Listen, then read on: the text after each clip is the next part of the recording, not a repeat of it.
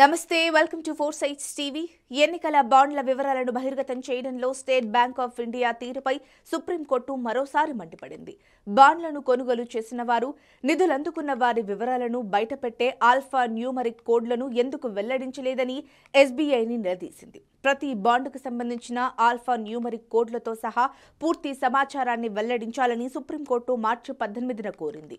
Electoral బాండ్లకు సంబంధించిన అన్ని వివరాలను బ్యాంకు వెల్లడించిందని ధృవీకరిస్తూ మార్చి 21 సాయంత్రం 5 గంటలలోపు అఫిడవిట్ దాఖలు చేయాలని ఎస్బీఐ చైర్మన్, మేనేజింగ్ డైరెక్టర్ను అత్యున్నత న్యాయస్థానం ఆదేశించింది. యూనిక్ బాండ్ నెంబర్లతో పాటు అన్ని వివరాలను పూర్తిగా వెల్లడించాల్సిందేనని, ఈ విషయంలో ఎలాంటి సందేహాలకు తావులేదని ప్రధాన న్యాయమూర్తి జస్టిస్ డివై చంద్రచూడ్ సారథ్యంలోని justice Sanjiv Khanna, justice BR Gavai, justice బేబీ పార్థివాలా, జస్టిస్ మనోజ్ మిశ్రాతో కూడిన 5 సభ్యుల రాజ్యాంగ ధర్మాసనం పేర్కొంది. Federation of Indian chambers of commerce and industry, associated chambers of commerce and industry of India, confederation of Indian industry, ఈ 3 సంస్థలు ఎలక్టోరల్ బాండ్ నంబర్ల విడుదలను వాయిదా వేయాలని కోరుతూ దాఖలు చేసిన పిటిషన్ను విచారించడానికి సుప్రీంకోర్టు నిరాకరించింది.